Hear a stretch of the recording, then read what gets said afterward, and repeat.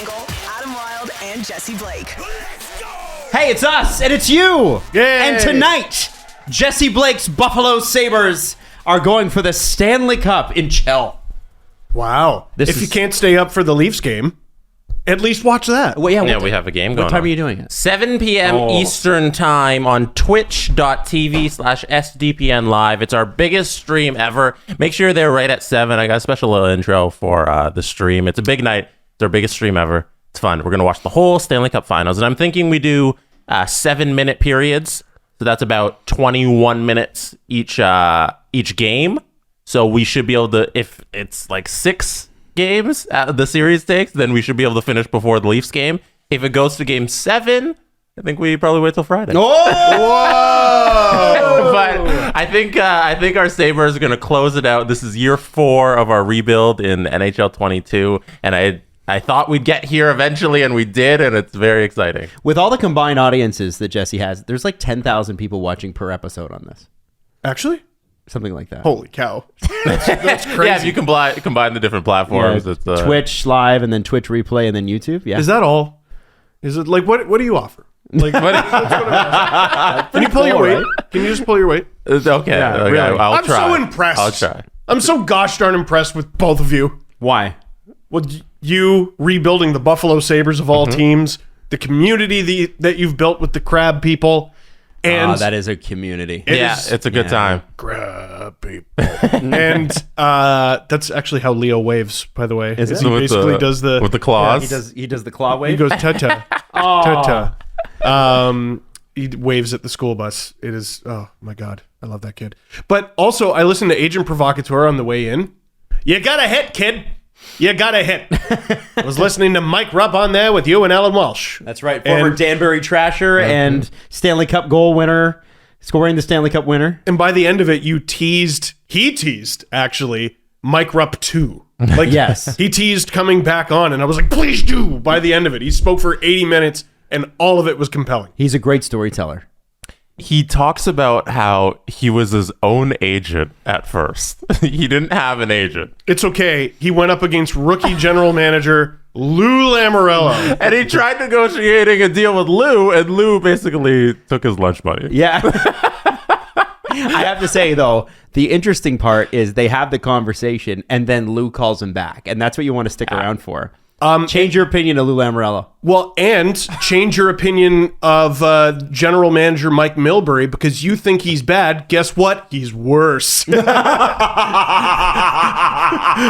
heard that story, I'm just like, oh my God, we're not hard enough on him. Yeah. Like, what a brutal GM. Yeah, he was terrible. Islanders fans, we feel for you. But you've got your new arena and, 2 Eastern Conference Finals appearances in a row. So we don't feel that bad for you. Well, not anymore. Not anymore. Not no. anymore. And Zdeno Chara's back. So, the world has come full circle. So life is good again. And things are going, they're winning lots of games. Was Milbury the one that traded Chara to Ottawa?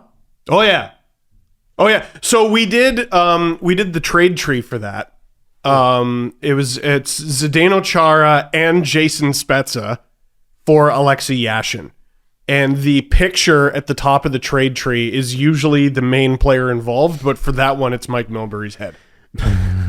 Because it's one of the worst moves in NHL history. Is there? Yeah, there isn't probably a power rankings for this, but we should probably do one. I want to do more like power rankings on this show.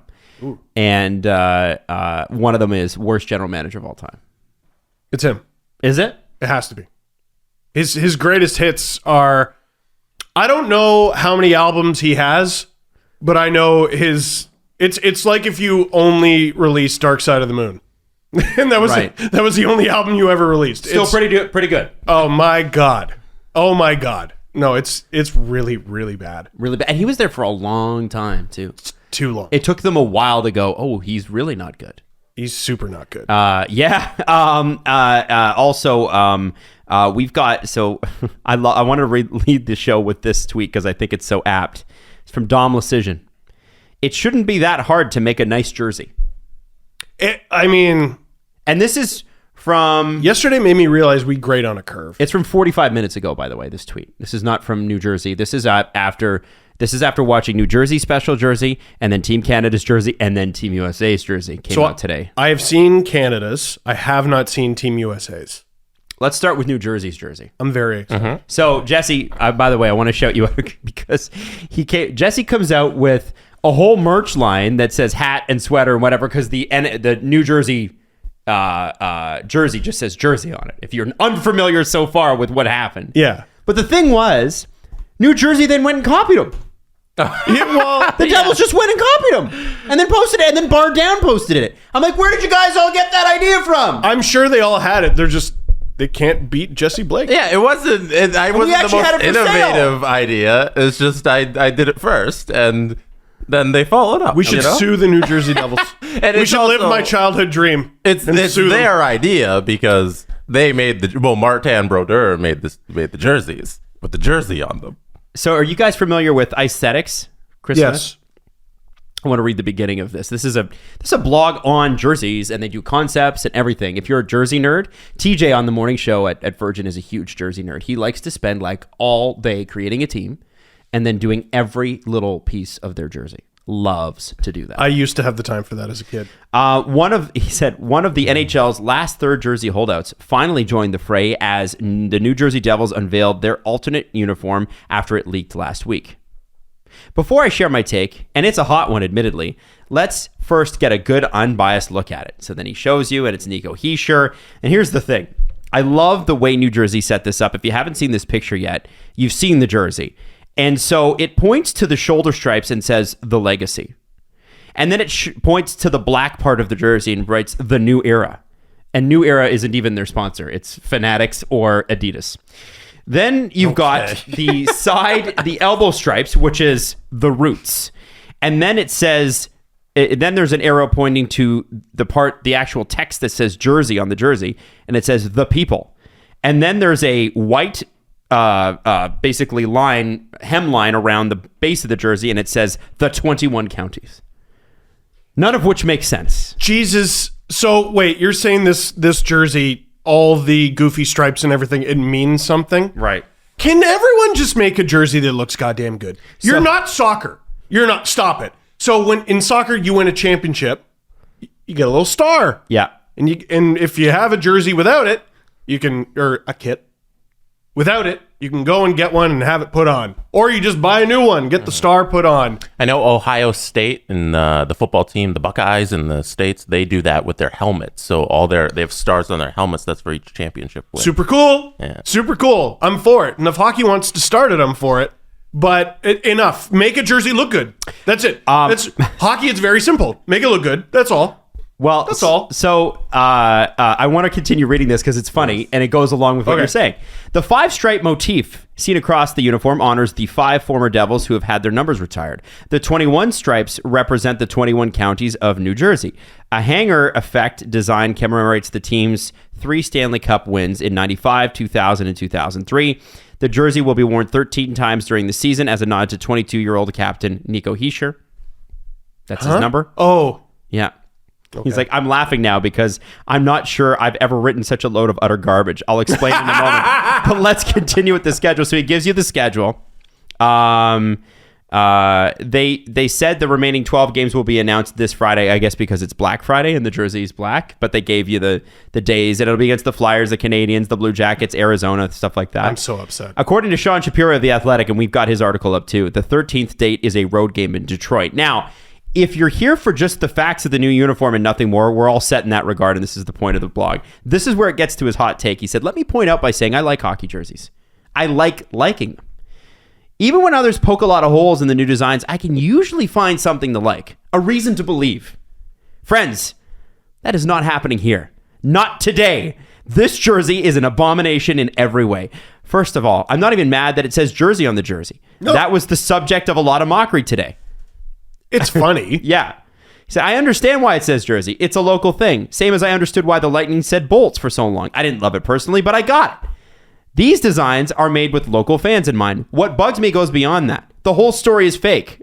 I'll get to that in a moment. And he goes on and explains why literally every piece of this is crap.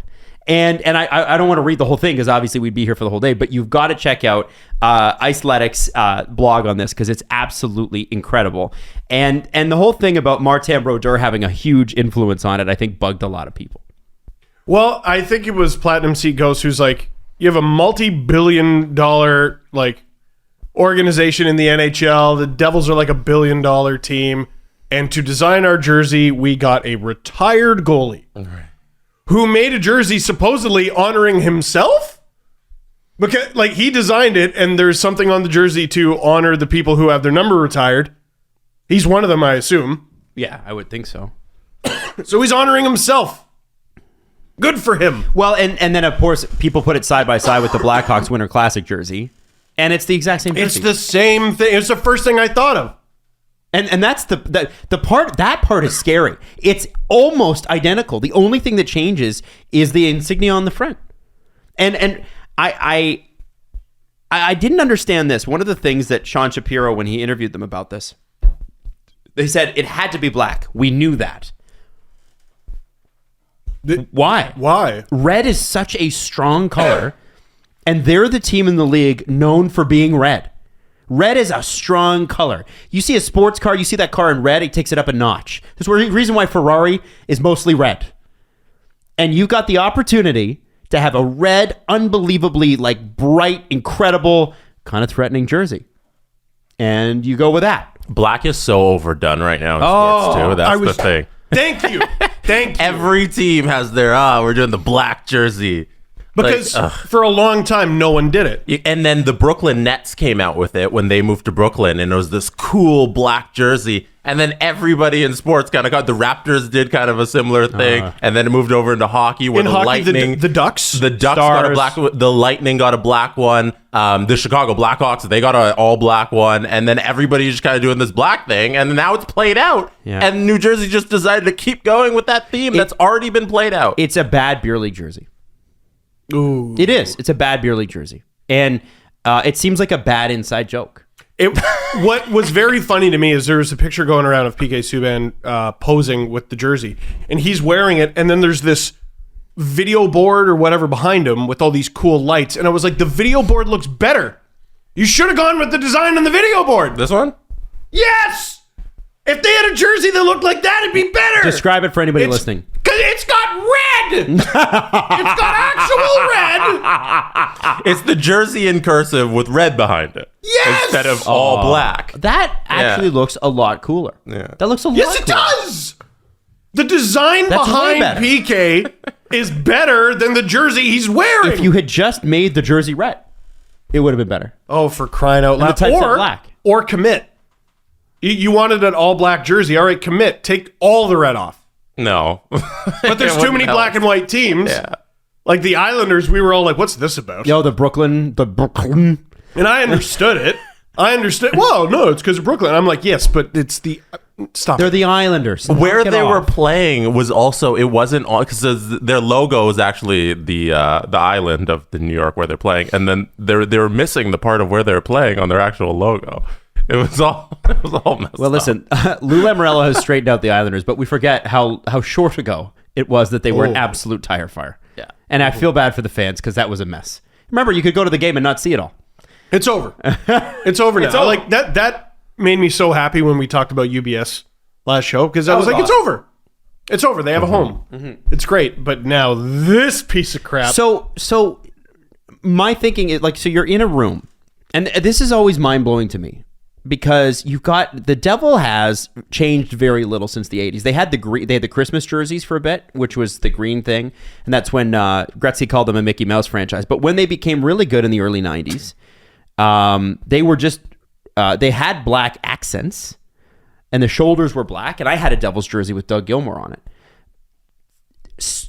Like a beautiful jersey. Like really well done. Yeah. Really well done. And I just feel like when we get into these third jersey conversations, I don't understand why we have to leave what made the previous jersey so great behind. Like what I liked about, a lot of people didn't like the Leaf Sailor jerseys, like the Navy ones that were all whites. Oh, that's my favorite jersey of all time. I have it in every Twitch stream. I have that jersey hanging behind me because it's my favorite Leafs jersey. Jesse loves it. Yeah. It's not for me.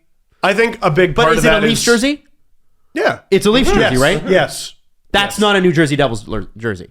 Well, like, if you were to ask the New York Yankees to come up with a third jersey, and by the way, I'm not always pro third jersey. I understand them as a gimmick, I guess. Sure. But the New York Yankees, storied franchise, do you think they'd move away from the NY?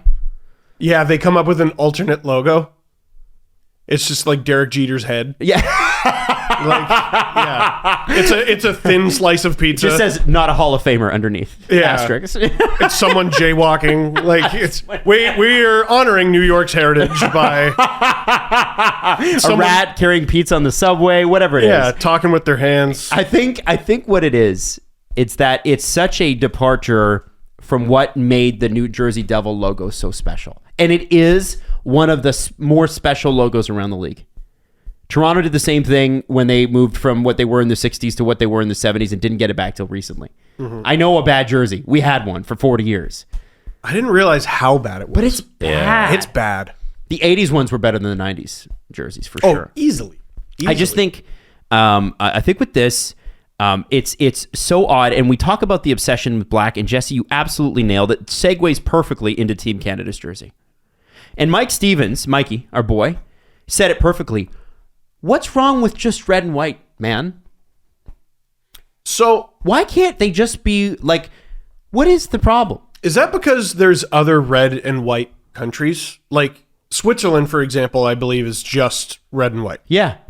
Okay. I know, I'm trying. Which country's the hockey country? Whoa. I'm kidding. No, I know what you mean. But you know what I mean? I'm not going to be gatekeeping about different nationalities. I'm joking. But what country is at very least not reigning Olympic champions, because that's Russia right now. But when the NHL was there or has a legacy of winning gold medals, you think of Canada first. Well, I'd also say this. There's nothing wrong with accents, right? Canada has used silver and Nagano. That jersey was kind of cool. Yep. That was the style at the time. That was the style at the time. I liked the silver look. I like an accent in black. That's cool. Whatever. Yep. But the prominent black jersey thing does not do it for me. It doesn't feel like us. And then they're obsessed with this maple leaf that looks like a turkey's ass. So I could get on board with the black jersey. I could, because the World Junior jersey I think is really cool. I could get on board with it. There was something about the logo where I'm like, I don't know if I love it. And then I saw Greg Wyshynski tweet that it looks like a turkey's butthole. It does. He's right. And can I just say, I hope all of you appreciate this show. I hope you all appreciate the job we do in this podcast, because I feel like we so often talk about, here's the two things we talk about that screws me up. We talk about Team Canada jerseys, and we talk about the NHL video game. All right? And I just want to let you know, every time I open my big fat mouth and I'm honest about these things, you cost me money and free shit. What are you talking about? Guaranteed I was on a list to get one of these for free, and now I won't. Because I referred to it as the turkey butthole jerseys. And now I can't get one. Well, you know that Steve's too cheap to actually buy some clothes, so you might actually be costing him for a long, long time. Correct. So thanks, everybody. I won't be getting the turkey butthole jersey in the mail. I didn't like the previous ones too that had the black shoulders and that just said Canada down as like a, there was a little bit of gold on that too, I think. And there've just been, Canada has swung and missed, I think, since 2014. With their jerseys, and I wasn't even crazy about them then. I like the gold and gold jerseys in 2010 in Vancouver. Those were great. Great jerseys. And here's what I don't understand too. You have something good. Leave it.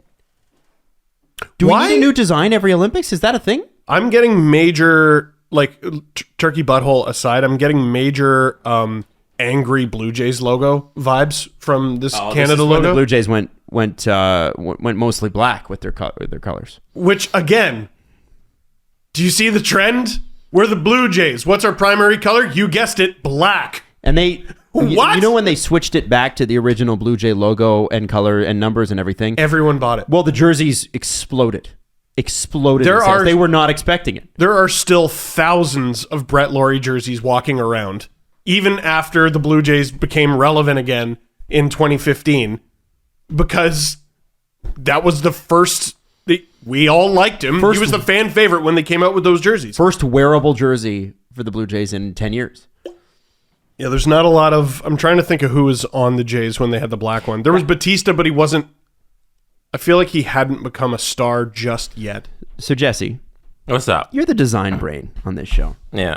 Everything that you no. see about SDPN... Oh, I'm not supposed to be seeing this. I just saw the Team USA jersey. Okay, we'll get to it. It's okay. Okay. Everything you see about SDPN, all of our graphics, all of it, that's all Jesse. So, Jesse, you tell me. What's up? You're the one who's obsessed with fonts and colors and typeset and all that stuff. What do you think about Team Canada's jersey?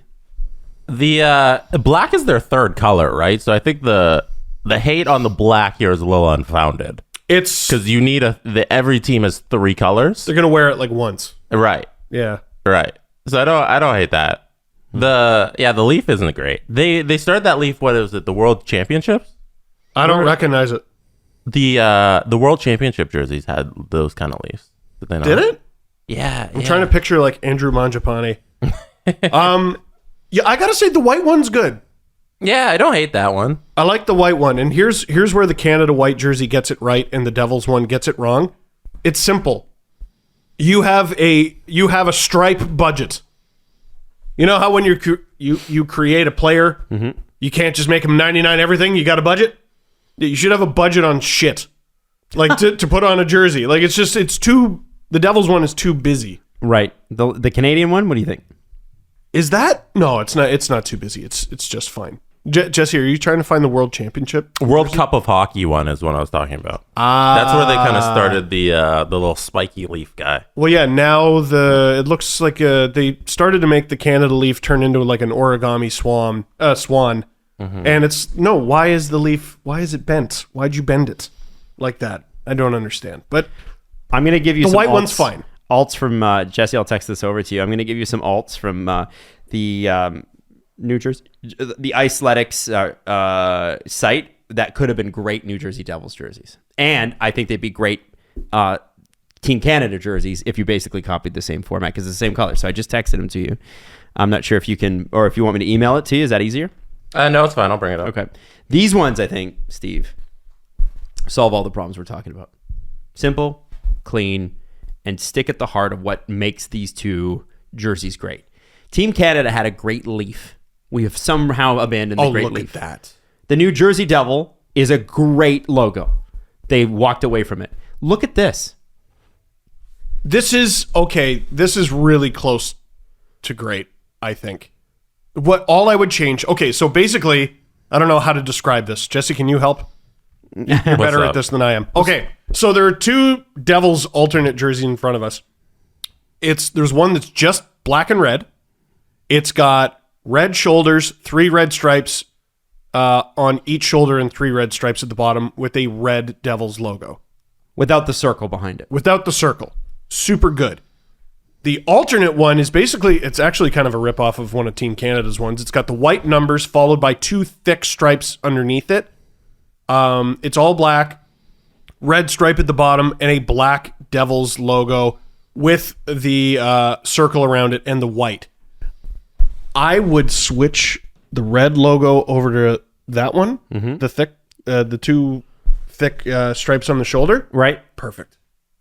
Okay. Perfect. And would Team Canada not benefit from something similar? I think so. Just stop.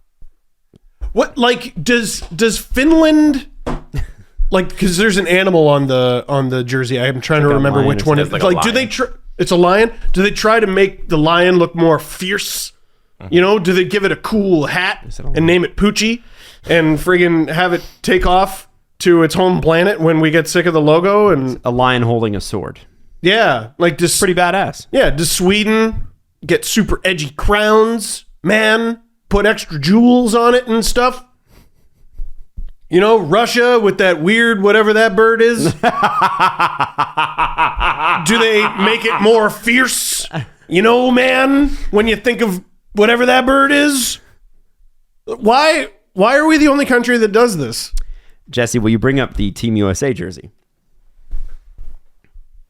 USA is at least 3 letters. Yes. But what if their jersey was just a mean eagle? Well, it should be. It actually, I mean, They have the eagle. what if they did the eagle from like Ed Belfour's helmet? That'd be great. Okay, I just talked myself into this being a good idea. Yeah, this could have been great. Yeah. Now, Team USA jerseys, they look a little like a T-shirt you get at Target. They do. So they've got the USA patch with the stripes that I think all USA teams wear now. There's that gold sort of patch at the top on the right-hand side, a Nike logo underneath it.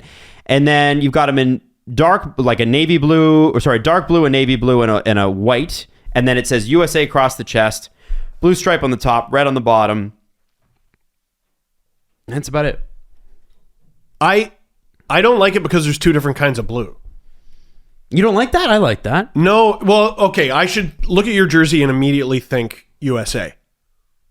And I look at the third one, the more royal blue one, and I think Kazakhstan. Because that's their jersey. It looks like a Kazakhstan jersey. Right. It looks like a Boris Astana jersey. Any Boris Astana fans out there? I think that's just the case of you need three colors. Yeah, red, white, and blue. You're the United States. But pick a shade, right? Pick a shade. So you wanted their second jersey to be a red jersey? Oh, that'd be cool. Because No, I don't think they can do that. You know? Like, I think it's just Yeah, you've already got circumstance of the Switzerland and colors. Canada. So Yeah. the way I think Jesse's looking at this in a more reasonable way. So No way. you look at Jesse? the first two jerseys and you Yeah. kind of discount the third one because the team was basically forced to make it. You have to make your third alt jersey.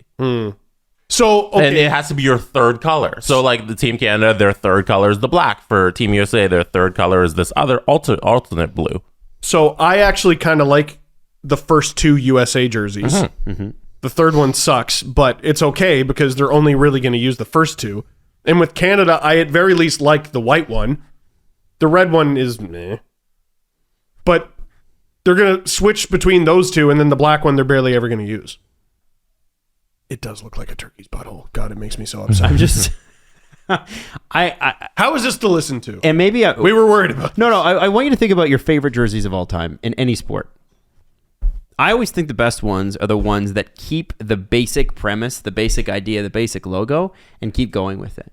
Like the Islanders logo, when they switched from that to the Fisherman Friend guy or whatever it was, the Captain Highliner jersey, Yep. which I know has some fans. Like you get away from what made the first jersey special.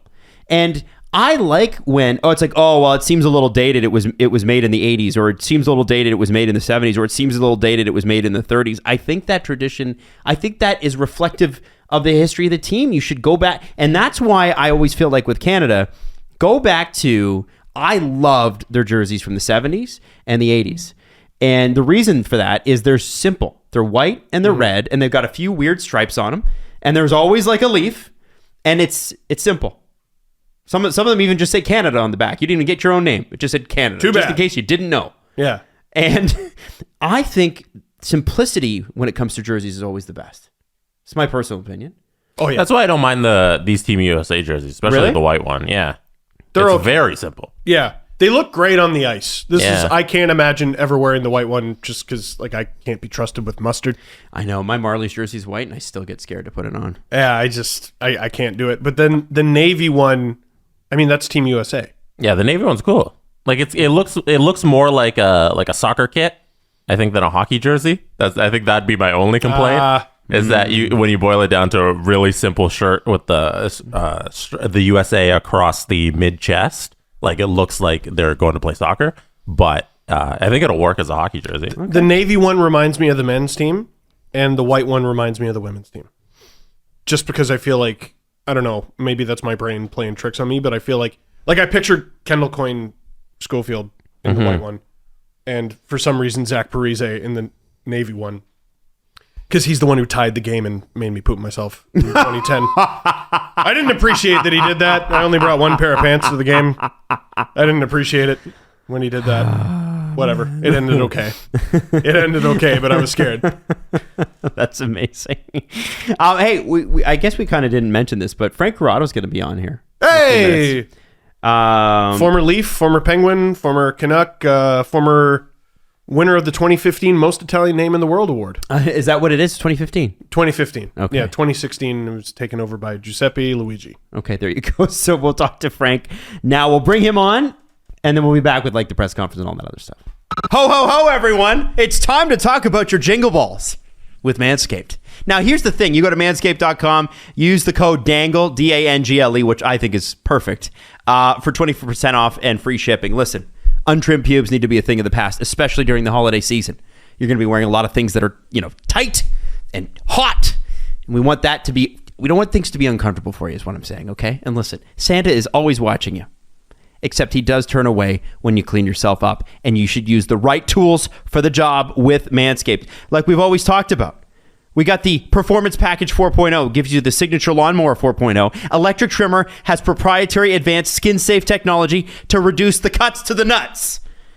Also, it's waterproof, so you can take it into the shower. It's got a nice little LED light so you can see what you're doing. That's always really important, right? It also comes with ball deodorant, moisturizer, and toner. It's time for the North Pole feeling down there in the south, and fresh smelling too, which is nice. So Manscaped wants you to get 20% off whatever you buy at manscaped.com. 20% off and free shipping with the code DANGLE. Again, it's 20% off, free shipping with the code DANGLE. Manscaped.com. Clean your nuts and make Santa proud this year. Listen, it's the holiday season. Things are busy. And the one thing I think that you need most of all is patience. How do you get patience during the holiday season? For family members you haven't seen in a while, for friends that you haven't seen in a while, it's been a couple of years since we've been able to get together like this. You need a good sleep. You need a really good sleep. We can guarantee the holidays are going to be crazy. How about you guarantee yourself a great night with Helix? Now, you go to helix.com/SDP, you take their 2-minute sleep quiz, and they'll match you with a customized mattress to give you the best sleep of your life. I'll tell you this.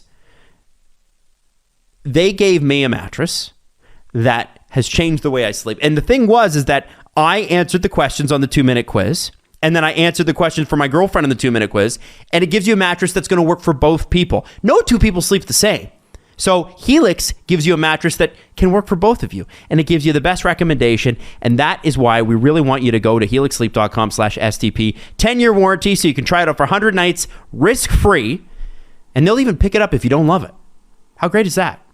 There's also financing options available, flexible payment schedules, great night's sleep. There's no excuse. You need to have one. So how about this? Helix is offering $200 off all mattress orders and 2 free pillows for our listeners at helixsleep.com/SDP. Again, that's $200 off all mattress orders and 2 free pillows for our listeners. That'd be you at helixsleep.com/SDP. Get the sleep you deserve. Check it out. helixsleep.com/SDP. All right, welcome to the show for the first time, Mr. Frank Corrado. Hey, he's free. He's free. He's free. That's right. Frank, welcome, man. We're so happy to have you. I'm glad that this, just a random Twitter DM led to this. So, this is you're in Vaughan right now, but you're actually a member of Riga in the KHL at the moment, right? I actually just I guess terminated the contract about a month ago. Okay. Yeah. So can you tell us, and this is part of what we want to know about, can you tell us what happened? At least with... Yeah, it's wild, man. It's a wild place over there. Like, Riga's obviously in Latvia, but it's a KHL, so it's very heavily Russian influence. And so around late August, we had a couple games in Finland, exhibition games, and my hip started bugging me. I started feeling something, and ended up telling the doc, like, hey, something's going on with my hip. We got to get it figured out. He goes, yeah, no problem. A couple days off, and then come back to the rink Monday and you'll be good. No problem. So, a couple days, didn't do anything. I texted him Sunday night. I said, hey, hip's bugging me, man. I don't think I can skate tomorrow. He goes, we will discuss in the morning. No problem. I said, yeah, sure. So I get there. He goes, listen, you got to skate today. I said, I can't, man. My hip hurts. I can't skate. He goes, no, because I can't go to the coach and tell him that you can't skate unless it's broken or torn or something. So, you got to skate. So anyways, I ended up going on the ice, and it wasn't feeling good. So I just kind of pulled myself off. And then later on, he goes, okay. He goes, listen, 7 days, then we'll get you ready to play. I said, yeah, okay. I don't know if it's going to take 7 days, but like, we'll do our best. Right? So he's trying his best. That's not what you want from your doctor. So like, what did he do? Like, what were the treatments? Like, the treatment was just, do some exercises, strengthening exercises with the physio guys, right? Like, and then I would go get like this stim pad put on the area. It was very high tech, but okay. So then on the fifth day, he comes up to me, goes, "Hey, you got to skate today." Oh my God. I said, "Doc, I got 2 more days." He said, "I have 2 more days." He goes, "Nah, team needs to know if you're going to go on the road trip. So you got to skate today." So I ended up going on the ice, and I didn't feel horrible. And I wanted to kind of get the KHL thing started and kind of get my footing a little bit with the team and the league. So ended up playing the first 7 games, and then halfway through the 7th game, I was like, this is unbearable. So I had to pull myself from the game, and it didn't go over so well. Like with the coach or the doctor? Yeah, just with everybody. What is happening here? This is like someone's no as the team doctor. 7 days. 7 days. Good rest. You'll be fine. There was like a whiteboard. There was a whiteboard in the office, and it had a date on it. He pointed. He goes, "That's the day. You got to be ready." You're joking. So then, This is unbelievable. this story continues. No, Jesse, I used to work for the KHL. Yes, it is. This is super believable. So Frank, what happens after that? Because this isn't done. No, it's not. So anyways, it just wasn't getting better. And so finally I kind of just convinced the team, like, listen, let me go home. I'll pay for it myself. Let me go see my doc there, see what's going on, and then I'll fly back. Right. So I come home, I see my doc here. We do some imaging, ultrasound, MRI, all that stuff. I go see him again. He goes, "Hey," got a 3 centimeter tear in your hip. Holy shit, Frank. So what's timeline does he give you? Is it 7 days that turns into 5? That's not even. And then he goes, "Yeah, you also have like a cyst or a bursa in there, and it's like pushing on a nerve." He goes, "You get a lot of like leg twitches, right?" I go, "Yeah, my leg like just basically convulses for moments throughout the day." He goes, "Yeah, so we're gonna need to take care of that." So anyway, a few weeks had gone by. I was keeping the team in the loop, and it was taking too long. So I think for both sides, we kind of just decided like, hey, I think it's probably best if we just both walk away from this, and I'll get myself right. You guys don't have to pay out the rest of the contract, and then you can find another defenseman who can help you. Wow. And then they didn't say, "Hey, 7 days, get back, fly here." After that, like, I can only imagine. Think about this, right? 3 centimeter tear on your hip and a leg that flinches from time to time, and you got to fly on a 12-hour flight home from Riga. It was, it's like, no, not quite. It's like I was doing 2 hours to Amsterdam, and then Amsterdam was about 7 hours home. Oh, my! Sounds comfortable. The dumbest thing I did was I left all my stuff there, thinking, I'm going to get this baby healed up. I'll be back there flying, no problem. And so I actually got a moving company to like pack up my stuff and send it back. So it's like it's on its way. Oh, man. Oh, Frank, if your experience is anything like mine, it's going to be on its way for a while.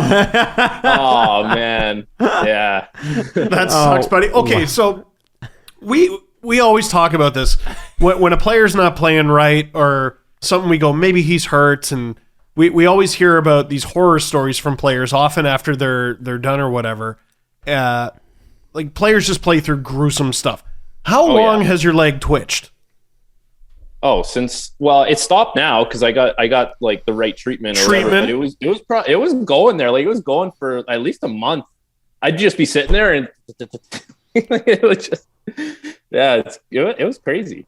And you thought you were just having like a good morning stretch, like that thing? No, like to be honest with you, I knew something was wrong, but it's like you're just wired different when you're playing. You just want to keep playing, and you don't want to leave the lineup. You don't want to.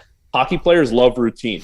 Like, if you talk to any hockey player, they love their routine. So they don't want it to be disrupted by anything, like doctor's appointments and things out of the ordinary. It's like, I want to wake up, eat, practice, work out, go home, like, and so these things kind of, you need to take care of it, but you're like, oh, maybe I can just keep going. Or like, it's like the old classic one, oh, maybe it'll just numb out.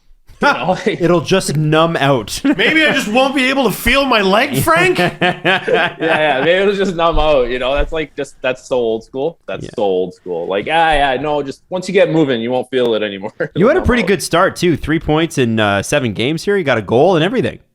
I was playing good actually. For one hip, I was playing pretty good. Yeah. So, I remember reading in the Players Tribune years ago. I think it was Ryan Whitney from. I think it's Ryan Whitney, and he was talking about his knees. Well, he was playing in Edmonton, I think, and then he went to the KHL. We were talking about, and he wrote a whole thing about the difference between the KHL and the coach basically just gets on the ice, yells at you, and you start skating, and you just skate. It's all so much yelling. Like if it's so much yelling, it's crazy. Like just like if you're not playing well and the period finishes, like you can bet someone's coming in yelling at you if it's the coach or the GM or someone's Wait, yelling. The GM's in the room? Well, like he'll come down. Really? Oh yeah. What's the language barrier like? Like, is it a lot of people yelling at you in a language you don't even understand? Well, so it's funny because last year I was in Sweden. This year in the KHL, like the Swedes speak great English, but they like to speak Swedish when they're in Sweden. And with this, we had Russian coaches who knew how to speak English, but every once in a while they would just throw like Russian at you, and then it would be up to like one of the guys or the goalie coach or someone who spoke English to like translate for the guys. And we had like 11 guys that didn't speak Russian, right? And so sometimes you'd like look at like the other Canadian guy next to you. You'd be like, I gotta be hearing that wrong. Like, there's no way that's what he just said, like, stuff like that. So how often? That's awesome. This is amazing, Frank. This is incredible. These stories. How often, as a result of the language barrier, were you just going out there and making it up? I mean, like all the time. That's amazing. Just improvising. You're like, I guess this is what they want. I'll just go out there and play good. Yeah, like, you know what? I gotta be honest. With hockey stuff, you can draw it up, and there's video, so it's pretty like, I don't know. You can figure it out. It's more like when they're angry at you, stuff like that. Wow. Did you pick any of it up? No, not really. I think a couple things, like, but nothing like conversational. So what was it like? So you fly over there. I'm assuming you'd never been to Riga before. No, I'd never been, and they brought us early July to start training camp. So like when you guys were having fun in the summer, I was flying out for training camp. Wow. So what was it like? Like I'd love to know the differences between like an AHL, a KHL, and an NHL camp. Like what's it like? I mean, it's different, right? So there's obviously here we have the PA, which has like the 3-hour rule, right? So you can only be at the rink for 3 hours. You have to get all your workout and your skate done in that period of time. No such rule exists over there. So like our daily schedule was like, get up, have breakfast, go do like this 2-hour workout on like either the beach or the track or something like that. Like, and it was all your heart rate monitor up. Like you got to get in like a certain heart rate zone for a certain amount of time. So you do that for like 2 hours, back, have lunch, and then come back to the rink for a skate and a night workout and then dinner, and then you're just gassed. And then you just do that like 6 days a week. And then, yeah, I think they would give us like one day where it was a little lighter within those 6 days. And then Sunday was off. So yeah, but yeah, it's crazy. It's bonkers. And all that with you're the in hip. great shape though. Like, oh yeah. I wear this, it's like a whoop. I don't know if you guys know that, but like, I got mine on right here. Yeah, and like my resting heart rate, like during this camp, my resting heart rate was going down to 35. Oh gosh. Beats per minute? What's a normal? What's normal, just for context? I don't know. Like it really depends on the person, but I'll tell you, like right now, since I haven't been as active, like I'm up to like 42. So, like that's how good of shape you're in just from doing that. But it's hard on the body. Like I'm a regular guy, and I'm at 69 sitting here doing this podcast. Nice. And you were at 35, Frank? Yeah, I was at 35. I'm in a group with my buddies, and they were like, they would text me like, "Hey, so did you sleep last night or did you hibernate? Like what?" Yeah, you're like a reptile. What the? Jesus. You're close to death there, man. That's crazy. Yeah. You sit down and you're like, I'm just going to put myself to sleep. It's amazing. Yeah. This is it's crazy. And Riga, the play, like, what was the fan support like? Like, is it it's great. You know what? Like super nice. It's Eastern Europe, but with a little Russian influence, but it's a beautiful town. People were super friendly, very helpful. Fans were good. Like they couldn't go to games last year. So they were pumped to get back to the rink this year, and good fan section, guys banging the drums, people running up and down when we would score. It was cool. Wow. So there's been so many things in your career, and we got to see them as Leaf fans with the whole Free Frank Corrado movement and everything. I wouldn't ask you what the next step in your career is because, I mean, you're sort of in the middle of recovering and everything, but do you ever feel like you're part of a show called Everybody Hates Frank? Like it just feels like thing after thing after thing happens to you, man. And that's not that everybody hates Frank. It's like, do you remember those memes? And this is when like memes like first started coming around. It was like Bad Luck Brian. Yeah. Bad luck, Frankie. I sit there and I'm like, it's not Bad Luck Brian, man. It could be Bad Luck Frank in a lot of situations. Yeah. Because I tell the story sometimes. I didn't get to go to many Leaf practices, but there was one where I saw it, and then this guy in a Leaf jersey comes out, and he just does the saddest line-to-line skate of all time, and it was you. Oh, yeah. Because you were the, I think, lone healthy scratch at the time. What was that whole saga like? Because you seem to keep good morale You were throughout. always positive with the media. Well, I mean, like, listen, at the end of the day, you're in a very privileged position. You're playing in the NHL. So few people get to do that. So you can't complain. But at the same time, I don't think I was mentally equipped to go through that kind of situation at the age of 22 and 23.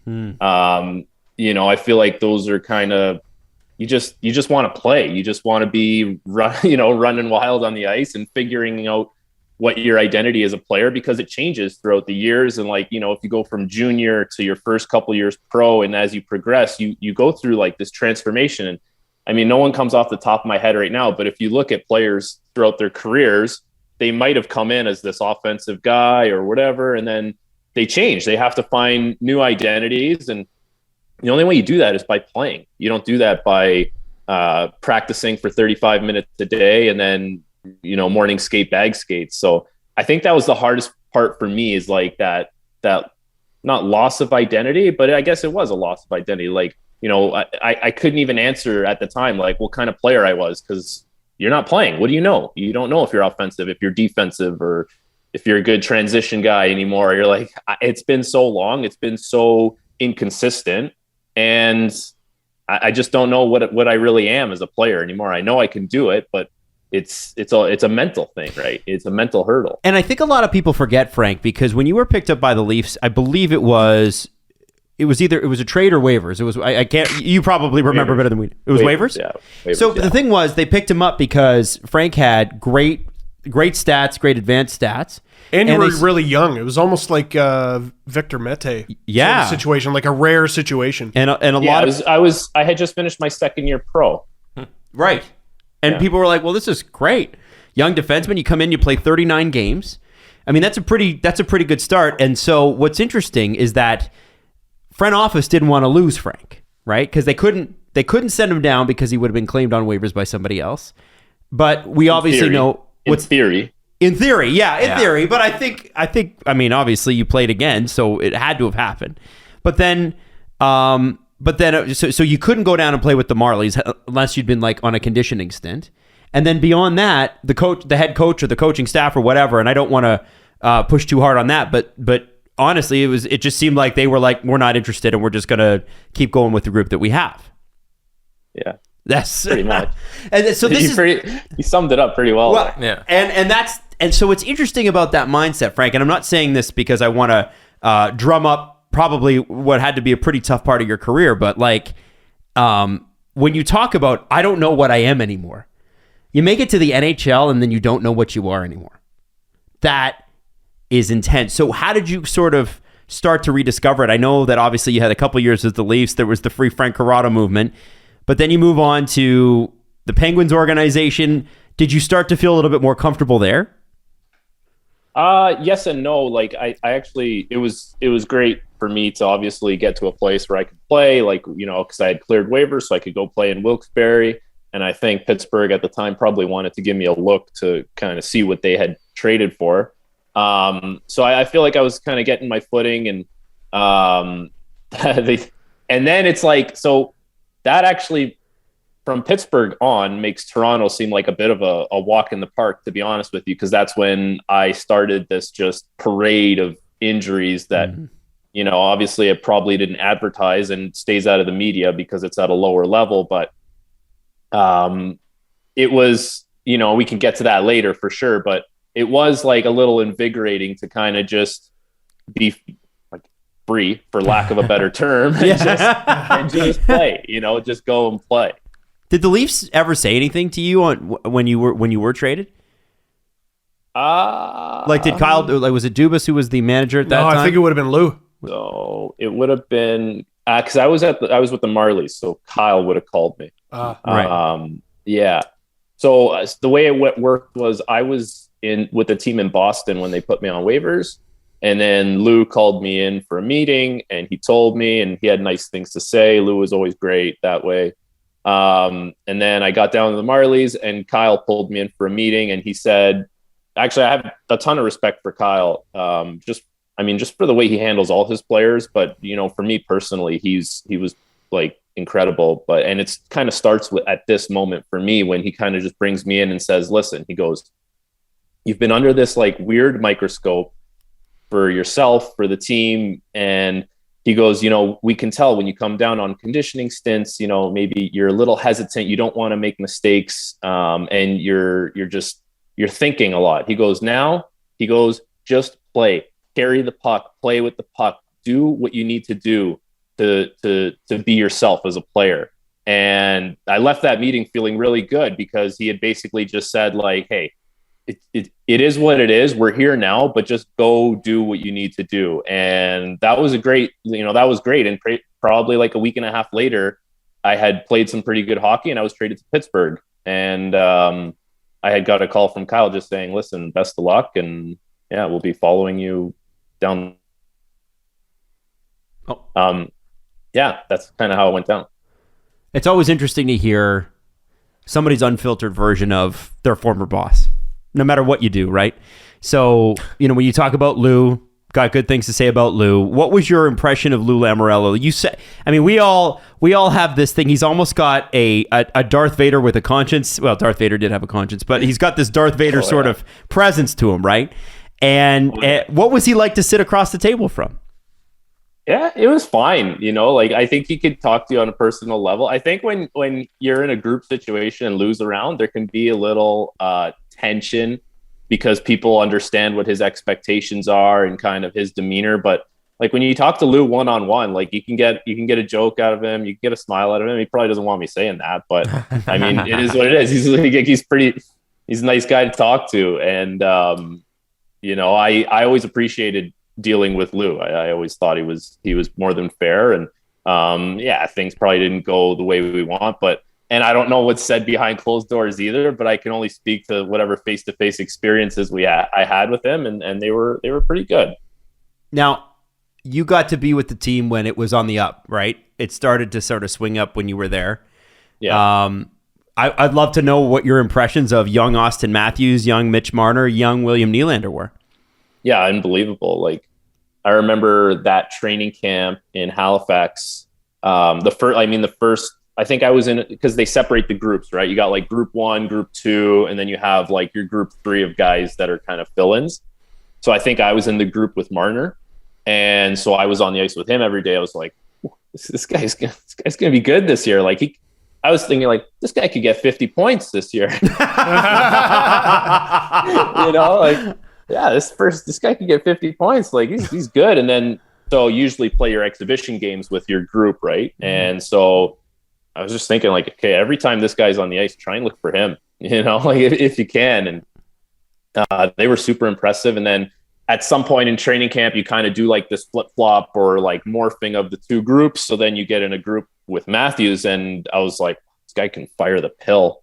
Like, you know, even back then, right? Like, yeah, he was just so big. Like an 18-year-old kid to be built that way he was big and strong and he could move so well. He was so agile, so mobile. So no one expected him to score 4 goals in his first game, but right. I wasn't surprised. Like, I remember being at that game in Ottawa when he scored the first one, and I was like, yeah, that's not a surprise. I mean, the next 3 were, you know, caught me off guard, but yeah, it was unbelievable to see those guys come in and have so much confidence right away. Jeez. I have 2 fan questions I wanted to get to from our Discord community. One was pertaining to the Leafs, so I think it applies here. Congord asked, what is one player perk you really enjoyed while playing with the Leafs? Something that other teams didn't have that the Leafs had in their system. Great question. I don't know about if it's something the Leafs have that the other teams don't have. I could probably 2 right off the top of my head. One thing the Leafs have that the other teams don't have, I'll tell you right now, is their pregame meal, the pasta sauce, the rosé sauce. Nonna, I hope you're not listening, but it's right up there with like Nonna's. You know, it's unbelievable. It's incredible. Is that in the restaurant underneath the stands? Yeah. So we all eat pregame meal down there in like, I think it's called the Platinum Lounge. Yes, it is. Yeah. Dude. I would do sick things for some of that, like a plate of like linguine with that rosé sauce. Ooh. Oh. So you do carb load before a game? Well, I mean, you take it easy. You know, you can't go crazy. But like, it got to the point, like, I'm not gonna lie, like, it got to the point where I knew, like, I probably wasn't playing that. I knew I wasn't playing that game, and I probably wasn't playing in the foreseeable future. Like, there was a pile of pasta it was crazy. I had just, like, think about it. I had just done a workout and then bag skated for like 45 minutes. Mm-hmm. Like, yeah, I'm crushing this pasta. I need something to hang on to here, you know? Yeah. Well, and what was the other thing you said? So the rosé sauce so the was other number thing 1. is, like, every team has like a team services guy. So basically this guy is your go-to guy. Now, I'm not going to call him a concierge because that's like, he does way more than that, but like restaurant reservations, like if you just need certain things, and like, you know, you're not in the NHL anymore when you make dinner reservations on Open Table. Okay. That's when, you know, you go on Open Table and you type in 2 people, 7 p.m. Yeah, we can't fit you in. But back when you're in the NHL, you call team services guy. Hey, can we get to this restaurant at 7 p.m. for 2 people? Yep, no problem. Done. You're in. Like, oh, wow. Probably night of too. Yeah, like not night of, like 2 hours before. Wow. That's crazy. That's cool. What was the other question? And then the other question comes from Ada. They say they've been wondering this for about nearly 7 years, and they can't find video coverage of it anywhere. In an early season Leafs game, you jumped into the press box to avoid a too many men penalty, and then, if they're not mistaken, crawled along the boards to the bench. Did this happen, or did they imagine this? Like where the color commentator is? Like where Ray Ferraro goes? Yeah. You jumped into that? Is this true? I don't remember, but it sounds like something that I would do for sure. Okay. I don't want to take that. I don't want to take the too many men penalty. I have enough issues staying in the lineup as it is. You think I want to take a too many men penalty? Hey, Frank. Jump on the other team's bench and climb across. I don't care. Frank, you played with Morgan Riley, just signed his big extension. Can you tell us what Morgan's like?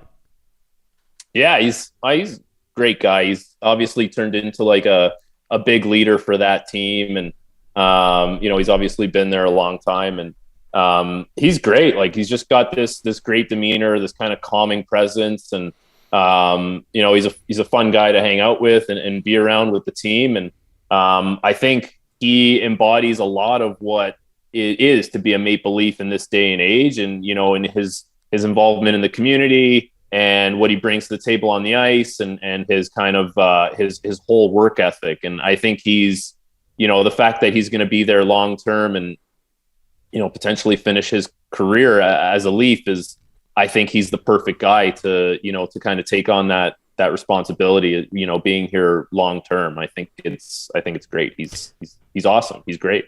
I've always wondered this about guys, because you grew up a Leafs fan, yeah? Yeah, big time. Yeah.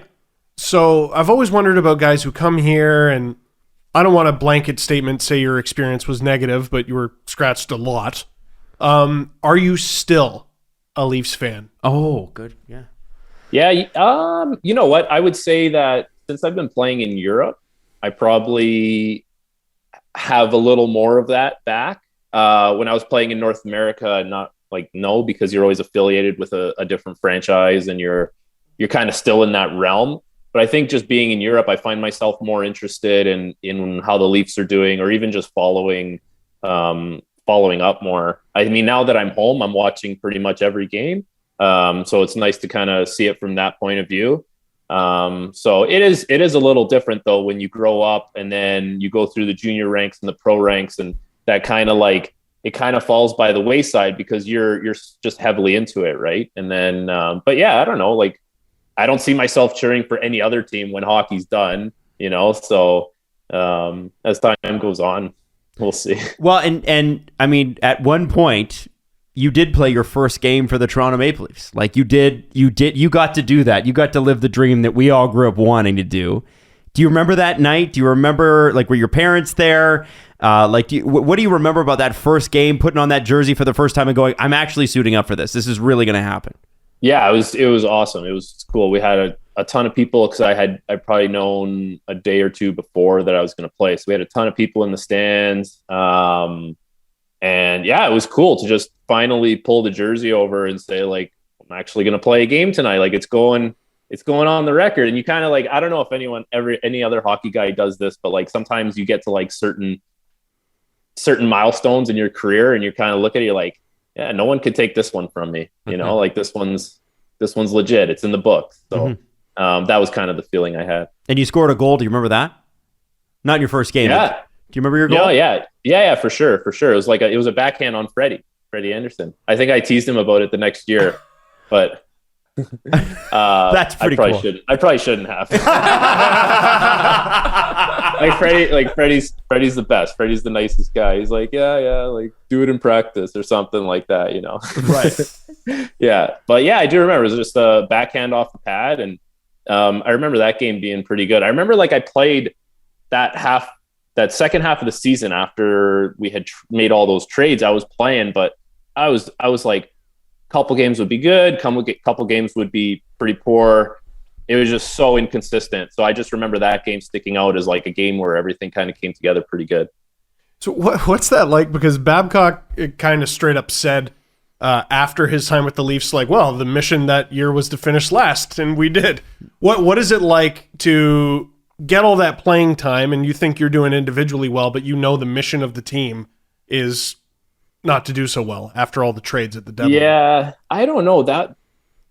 I hate that quote. It's so weird because you have players in that room who don't necessarily want to lose. I understand as an organization, it's what you need to rebuild. Obviously, getting Austin is incredible, but it just makes me wonder about just the way the way you communicate with guys, the tactics you do. Okay, so were you trying to do things to throw players off so they wouldn't play well, or did you genuinely give your best to the players so they could be good players, but we just weren't good enough and we ended up coming in last place?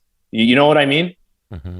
Well, it screwed me up as a Leafs fan because I always want them to win, but I knew they had a really good shot at the first overall pick. And I was looking at a guy you would have been part of that team where Colin Greening was scoring at the best pace of his entire career. And I was like, dude, you're going to screw this up for all of us. Yeah. But that's the thing. Guys are getting an opportunity and they're I want to play in the NHL. I want to do well, get my next contract. And, it's high stakes for the players. I understand it's high stakes for the organization. I'm not saying it was the wrong move. It's actually it's the best thing that could have happened for the organization. But every player in the room wanted to do well. There wasn't guys just saying yeah, I'm going to mail it today. Everyone on the ice is trying to win every game. Yeah. No one's sitting there tying their skates, looking at the guy next to them and be like, what a male job I'm going to do today. Like, no one's saying that's ridiculous. Like, everyone wants to win. Like, guys leave the rink, even in that situation, guys leave the rink pissed because we lost. It's just is what it is. So okay, so you're at home now, getting healed up. Do we know? Are you allowed to talk about when you think you'll be ready to go? You know what? It's kind of not that it's touch and go. I would hopefully in the new year sometime okay. Early in the new year is kind of my goal. I'm just kind of trying to get because yeah. Sorry. No, continue. Sorry, I didn't mean to interrupt. No, it's all good. Like I have the hip, and then just my knee has been the biggest issue. You know, because I had ACL reconstruction back in 2018, and then I had when I was playing with the Marlies in 2019, I had a quadriceps tendon issue with that knee as well. So that's kind of been the biggest hurdle, the thing I always have to kind of maintain and take care of the most. And so now just add the hip on that, but you know, it's making progress. It's one day at a time. If the Leafs, because we've seen like Josh Ho saying lighten it up in the AHL, it seems like he's really found us a spot. If the Leafs ever called again and said, hey, we want to bring you back, put you on the Marlies, and you know, there's another shot. Because if you're on the Marlies, you have a shot at the Leafs, right? Is that something you'd ever go back to? Because obviously you did it before, but... Yeah. Oh, for sure. But I mean, that's... not that it's to say it's wishful thinking, but it would be awesome. It would be really cool. I could tell you, I'll share it with you. When I came back to the Marlies in 2018 after my ACL, that was totally out of the blue. Like, just... so I had got cleared and my agent was kind of reaching out to teams to see if there was any interest out there. And he came back to me, he goes, you'll never believe who wants you to go. I said, who? He goes, the Leafs. I said, what? He said, well, he goes, I got a call from Kyle and he said the Marlies need a defenseman and he'd be willing to have you with the Marlies, and he'll give you either an NHL contract if you want or an AHL contract if you want. It's really up to you. Wow. And I remember thinking, okay, this is unbelievable. And obviously another factor that goes into that is the Leafs have a gajillion dollars. So it was obviously a great fit that way too. Like,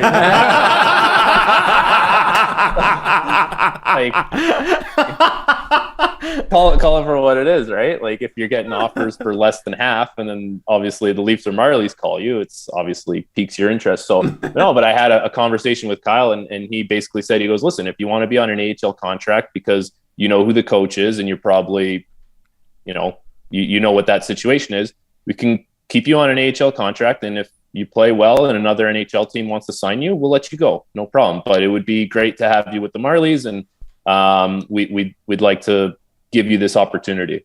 Wow. So I thought, yeah. So, I mean, like that, I just think that's incredible. I don't think too many executives in the league think that way, but I think that's the testament to Kyle and the job or how he treats people in the organization.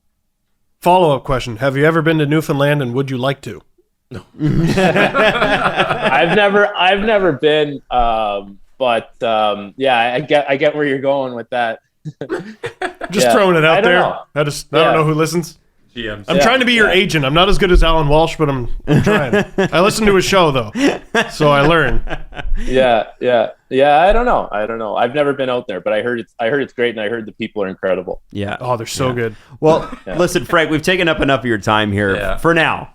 I hope you'll come back, because I feel like we didn't even get the chance to ask you about the Canucks or you getting drafted or any of that stuff. Yeah, they're pretty bad, huh? Yeah. Sorry, I don't know. I don't know what the conversation is. We got lots of stuff to talk about. Impressions. We can get to that at some point. Okay. We got it. Can we do the impression thing now? Because I sort of did promise it. And I told CJ there was an 86% chance I was going to do an impression today. Okay, all right. But go ahead. I don't want to interrupt. No. I need to, like, Steve needs to do it. Like, we need a setup. I can't just. I'll do it first. So hold up. Just so everybody is clear here. Frankie, you've been such a class act given what happened to you in Toronto, and we'll just leave it at that. But we would be remiss if we did not have a Mike Babcock impression off. So Frank told me on text that he does a mean Mike Babcock impression. We know Steve does one. So who wants to go first? And then we're going to let the audience decide.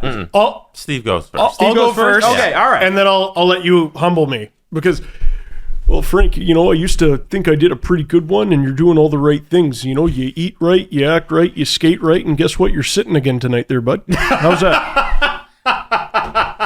That's great.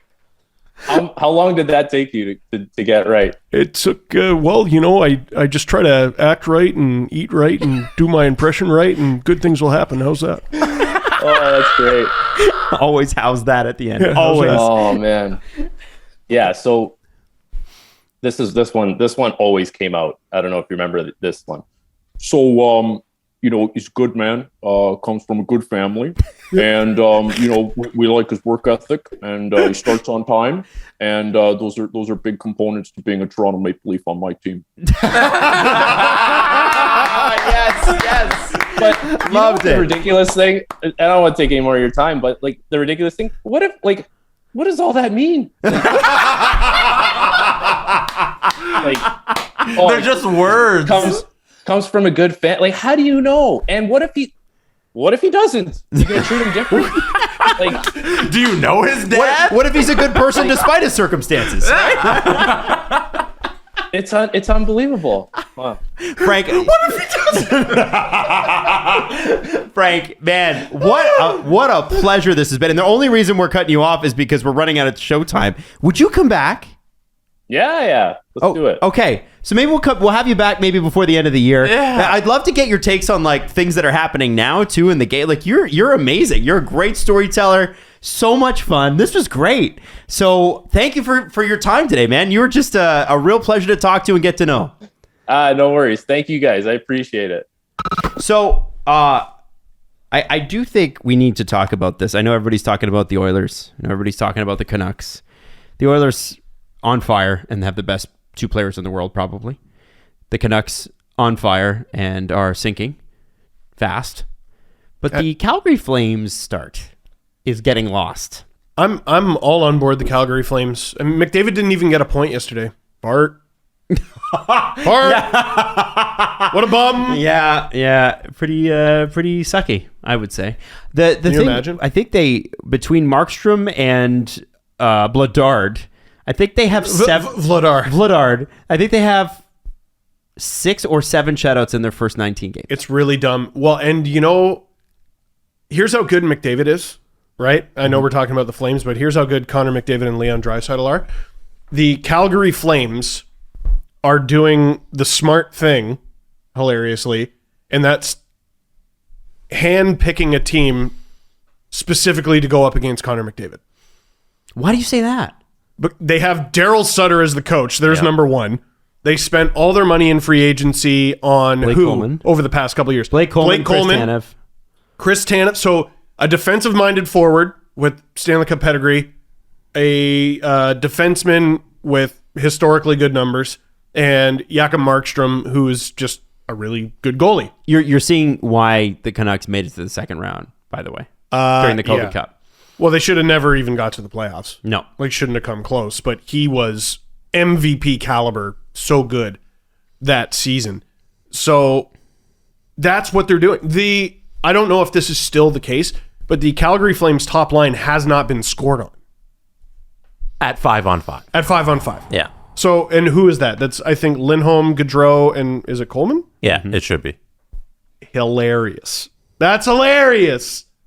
The what Sutter has done just in terms of a scheme for their defense to shut down any opposing offense, it's been unbelievable. Like, It's what he does. They're as good as any team in the National Hockey League, and they're winning in a way that should translate to the playoffs. Because that's the main criticism about Edmonton. Like, they're off to this unbelievable start, but it was like, how are they going to win in the playoffs when you can't run and gun? It's what Torts was yelling on TV. And Hey, shut up. Just shut up. just shut up, because you're not going to win. But from that crowd, the old man who's yelling about teams scoring goals too much, they can't complain about the Calgary Flames. Well, like, the Flames just win by shutting teams down, and it's wonderful to see. And like Daryl Sutter teams, I know I'm going to make a few fans probably lose their mind by saying this, but they're not really known for necessarily being dirty. You know what I mean? Like I think of the 2012 Kings and the 2014 Kings who won. Yes, I'm sure there were moments, but in the playoffs, they're mostly known for just being super duper heavy and hard to deal with. I'm sure Dustin Brown is no angel. Mm-hmm. I mean, let's be clear, but There wasn't antics, though. not From a what lot. I can remember. Not a lot. Like, to compare the two champions who both had a good time preventing goals, you take the 2011 Bruins versus the 2012 Kings who won the very next year. The Bruins had a ton of antics. But Daryl Sutter makes defensive teams the way America makes apple pie. Like, this is just, they nailed it. It's our thing. It's what we do. Now, I was skeptical of this because I feel like I called this at the time when they hired him, because I was like, why would you do this unless you were tailor making a team to go up against Connor McDavid? It took a little while, but they got there. This is the team. And it took their guys showing up, because for a while last year, it looked like it was going to be hell for their big names like Tkachuk and Lindholm, that it was time to move on from them. And eventually they showed up this season, and then they got a special little spark from Mangiapane, who's been on a complete roll. Wow. And that first line, just to correct ourselves, it's Gaudreau, Tkachuk, right? Lindholm, and Tkachuk. Second line is the Coleman, Backlund, Mangiapane line. That is the most Sutter line I've ever heard. Yeah. Coleman, Backlund, Mangiapane. And Monahan. That's the most them. And Monahan, who I've been screaming about for how long, is on the third line. Yeah, it looked like you needed to move Monahan and Lindholm and Tkachuk, but this year everybody's stepping up. It's a great team, bud. Yeah. It's a great team. Yeah, winning solves a lot of those problems, doesn't it? Yeah, a little bit. But like, so much went wrong for them last year. And I put all my chips in the teams that had a bad COVID year that should bounce back. I put all my chips in Dallas. Whoops. I should have put them in Calgary. I put a lot in Dallas, too. I put a lot in Vancouver. That was my team. I was surprised by that pick. I remember They being had surprised. all the pieces. I think Steve and I had them in a playoff spot, and then you had them, I think, just out in the previews. Yeah. I don't remember if I did. They shouldn't be this bad, for God's sake. Right. And like Yeah. when Calgary was going through the thing when they got like Lucic from Edmonton and they're making all those deals, and we were screaming, "Oh, what are you doing?" And then now it's kind of worked out. We're just kind of on the fourth line. Nobody really notices that he's still there. Well, and you get a guy like Daryl Sutter. Hey, Milan, Yeah. how much you weigh? 240. All right, go out there and do that. And now he's the perfect guy for their fourth line on their team. Yeah, when you hit the ice, I want you to continue to weigh 240 and do that for about 45 seconds and come to the bench. Speaking of that kind of play, Kyle Clifford rejoins the Toronto Maple Leafs tonight in Los Angeles. Except for the skill part. Listen, I don't understand what's going on. I wanted to understand because I figured you might understand. Jesse, do you understand? No, Steve, you had a great thing on this. We touched on it like 2 shows ago when you mentioned in the LFR about Clifford and how he has to come up and all that stuff. And then now he's here. I got why. Yeah, well, I was listening to CJ and Julian. CJ going, well, there's no burning need to bring Clifford up. Yeah. He plays 2 games with the Marlies, doesn't get a point, and he's back. Here he is. Like, I'm not anti-Clifford. I'm trying to understand. Why do you hate Kyle Clifford? The motive here? Well, so I was You're trying actually to going to answer that question. No. I was trying to figure out the motive here because they were carrying what didn't make sense to me. So the team just flew all the way to LA and they landed. And Kyle Clifford, I don't know if he left with them. I assume he did. So they fly all the way to LA. They get on the ice. Joey Anderson, unless I have this wrong, is there with them. How long is the flight to LA? 5-6 hours? Probably a little less, but yeah, something like that. He skates, and they fly him all the way back. Because they sent Joey Anderson back down. Unless it was a paper transaction and they're calling him back up today. That might have been the case. It could have been because, like, I was thinking, geez, that's kind of a dick move. And what I haven't been understanding, so they would have had 3 extras because Semyonov is still with the team. There's Anderson and there's Clifford. And I was like, is this a cap thing where you need to be, the closer you are to the cap, the more LTIR relief you get? Who wrote that rule? And what is the purpose of it? I don't know. Is what I you would have to love ask know. Brandon Pridham I would. in Kyle Dubas's ugly office. The with his salary laptop. cap, which is designed to get you to spend less money, there's incentive to spend more. There's a rule where there's incentive to spend more. And like, this isn't a case of you had a team, guys got hurt, so you're screwed. This is you actively going, all right, let's call up guys who make more money. Yeah.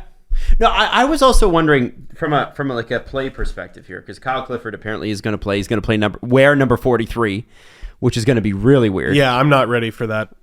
How dare he? But is it to the point of the season, the Leafs are doing okay. They're fine. Like, they're doing fine, right? So if you're Sheldon Keefe, do you look at this opportunity and go, okay, we are second in the division, given that Florida's played 2 more games, but we're second in the division, 13-6, looking okay. Why don't we just rotate some guys in, a la Joey Anderson and Kyle Clifford, to see what we have? Because they can send Clifford back down, no problem, because he already cleared waivers. I should also say it makes sense for the Leafs to have extra guys on this road trip on account of they're really far away. Yes, of course. And of course, they're going to give him his start in Los Angeles where he used to play, whatever. But like, when it comes to the playoffs, we know depth's a big thing. And if you're not playing, like if you're Joey Anderson, you didn't play last year for the Leafs, I don't think. Did he play at all? Maybe a small handful. Is that enough when playoffs come around to come in and feel comfortable? And it's like, what does it hurt them to sit Simmons for a game, rest Simmons for a game? They already have. Yeah, he sat last weekend, it was. It was at some point or recently. Spezza or whomever, right? Does it hurt them to do that? I mean, the top 3 lines are doing pretty well. It's okay. It's okay. Kyle Clifford comes in and plays 3-4 games on a road trip. It's no big deal, right? Yeah, I'm just trying to. It's really a nothing thing, but I'm trying to extrapolate. What's the strategy? What is the strategy? Well, and also Mikheyev is not far from coming back. I get that impression. So, where's he gonna fit?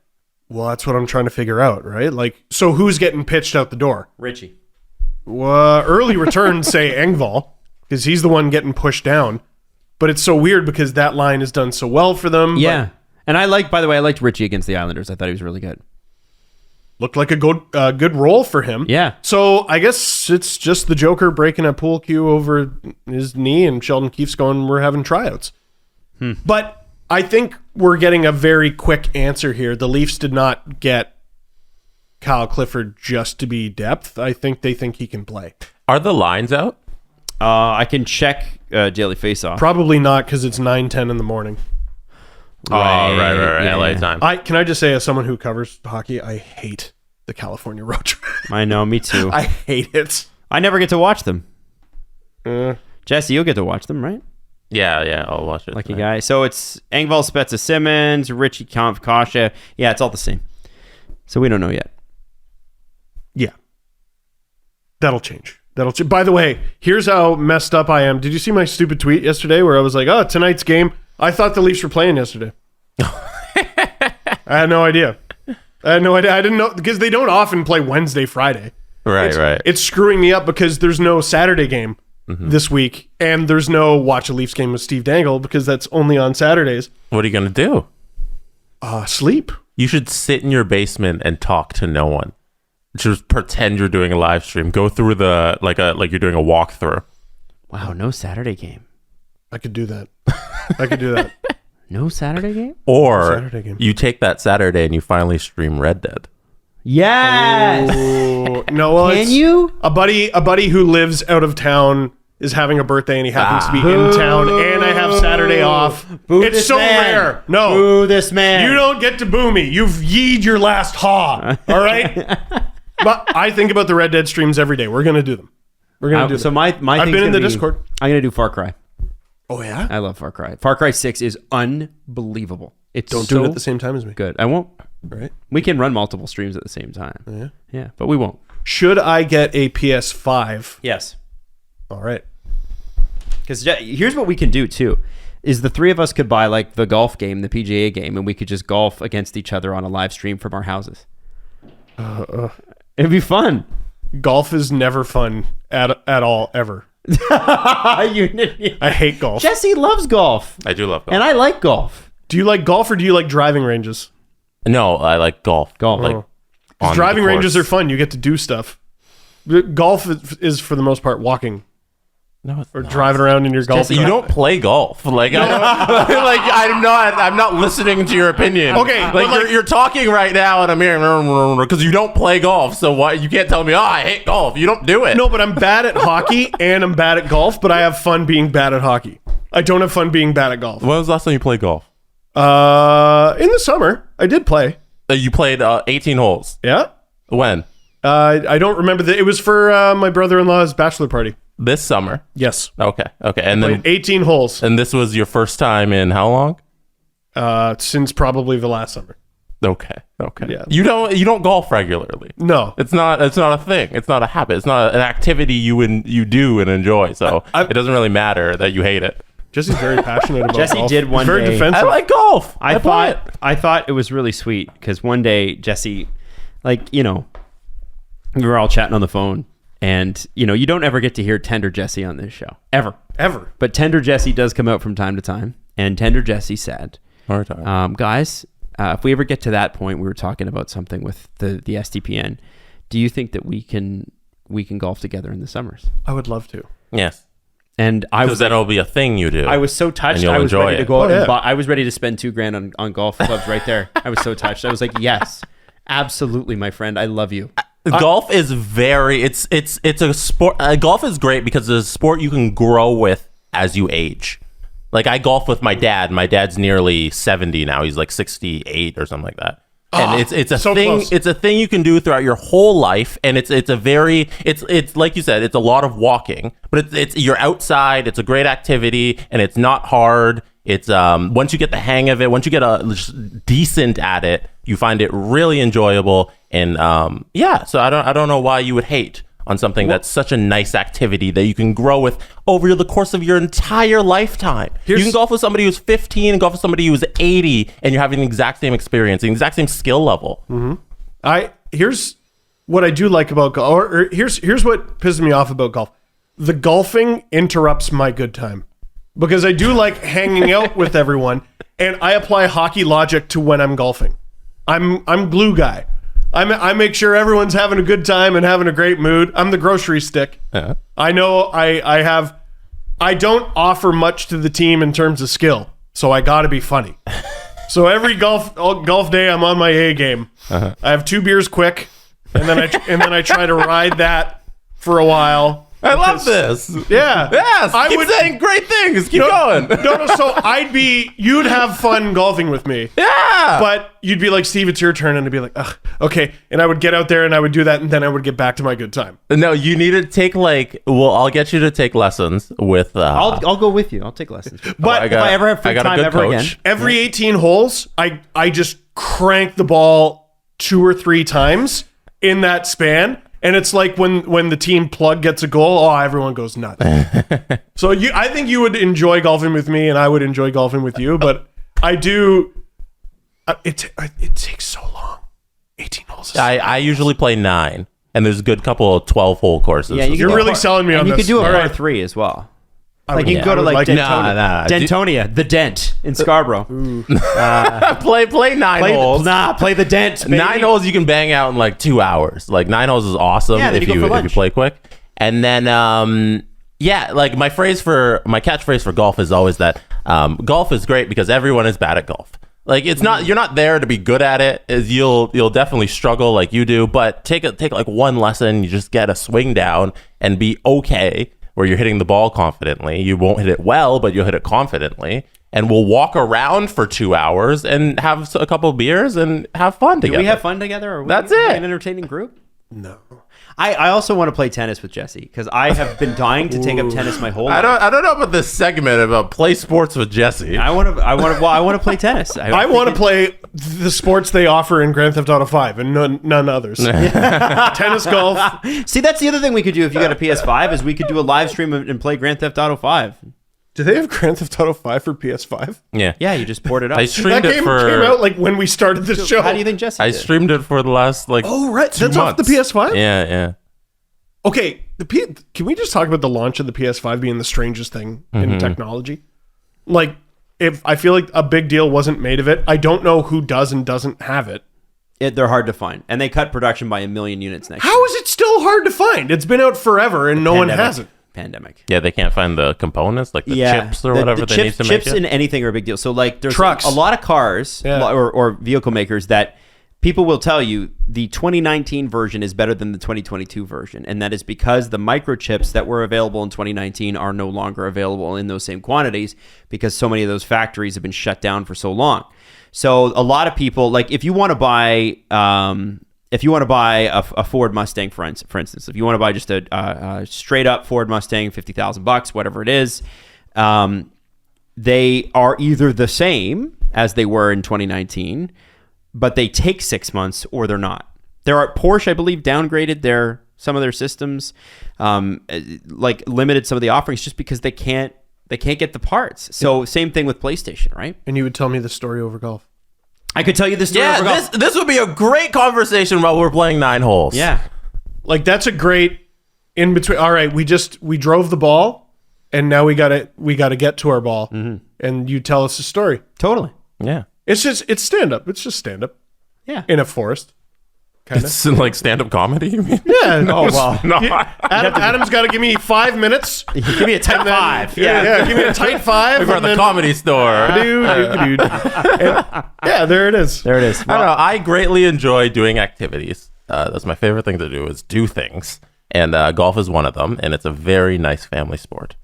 We have 10 minutes to do the press conference. So let's do that. The Presser. SDP. The Steve Dangle Press Conference. Before we get started here, Kevin Armstrong just tweeted me, and he doesn't know that we're recording the show at this moment. And he said, "You guys did your sweater and your hat and your hoodie or whatever that say hoodie. When is the matching jock strap coming out, Jesse?" Jock.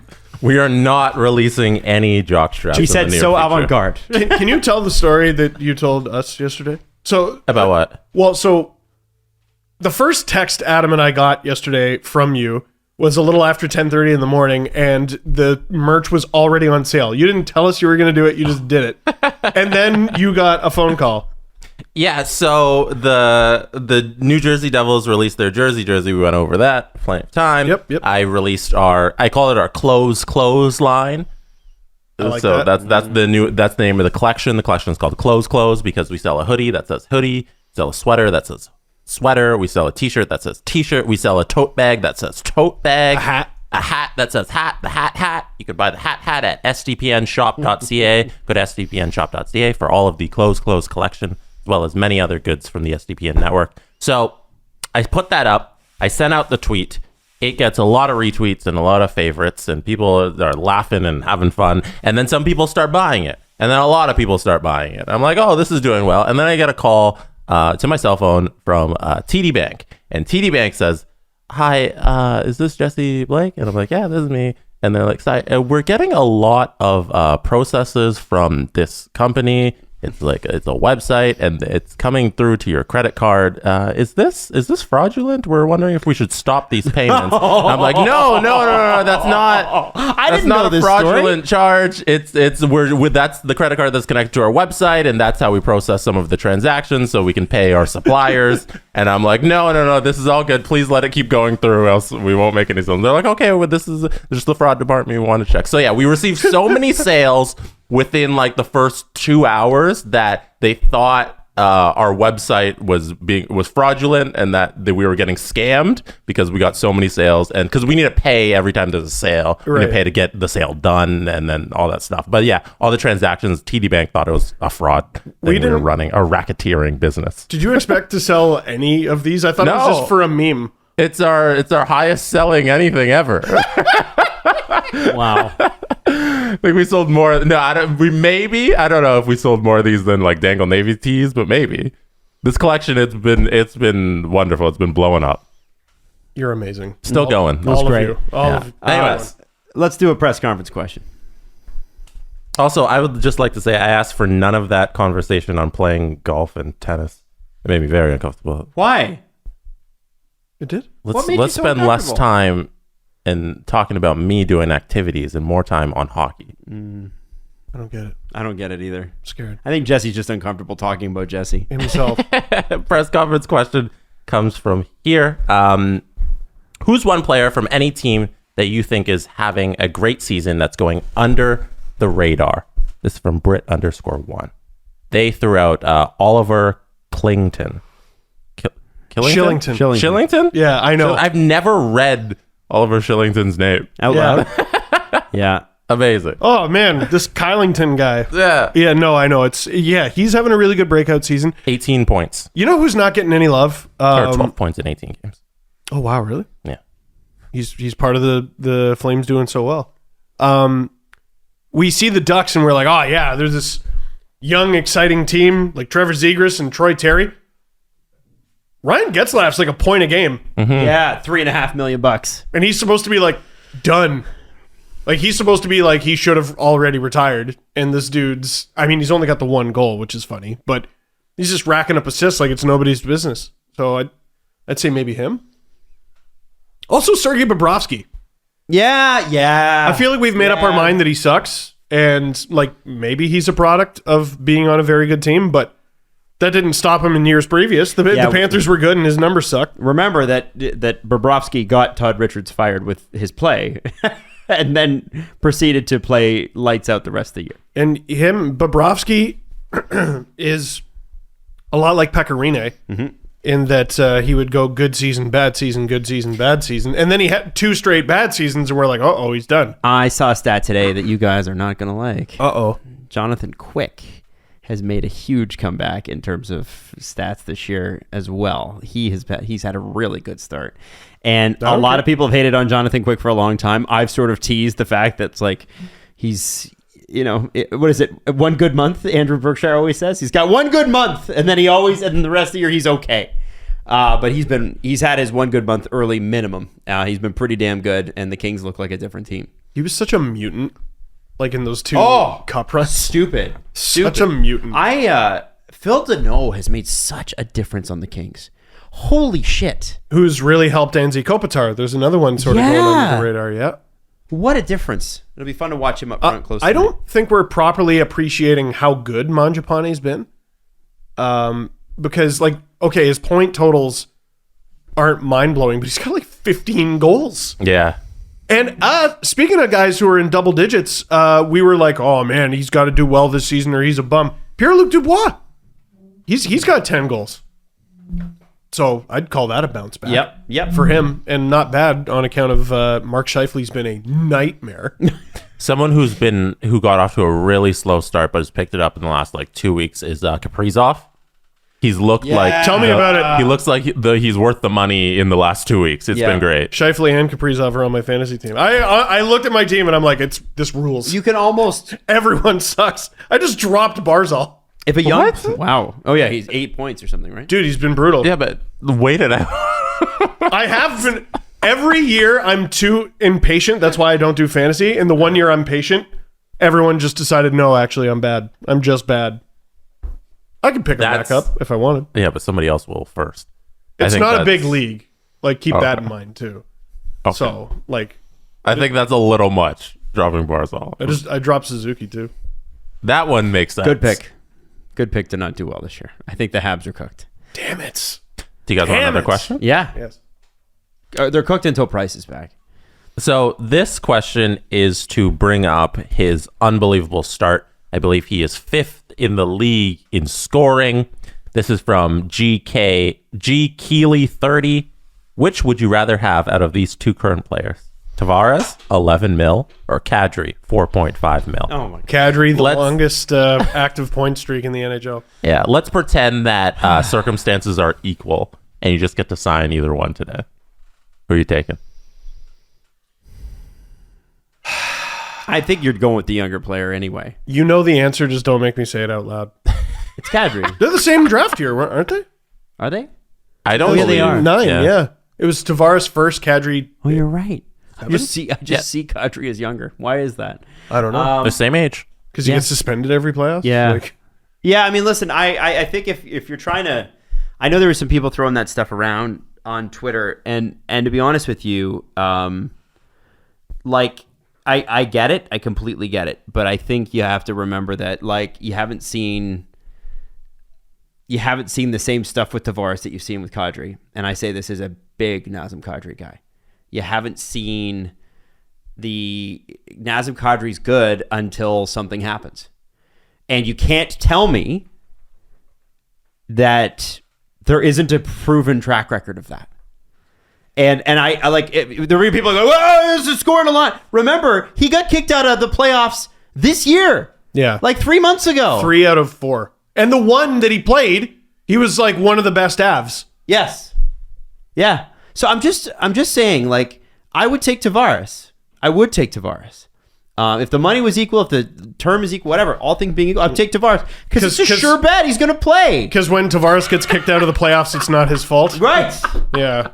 Yeah. I'm allergic to blows to the head, right? What's that quote from Boyd Devereaux? No, Dean McCammon. Dean McCammon. Yeah, do you think you're prone to concussions? No, I think I'm prone to traumatic blows to the head. Mm-hmm. And it's not because, quote. Again, I'm not trying to rip on Nazem Kadri, but like, I mean, are we going to pretend that all 3 things didn't happen? And then you got people who are like, well, it shouldn't have happened, and the punishment was too much, and blah blah blah. Doesn't matter. Did it happen?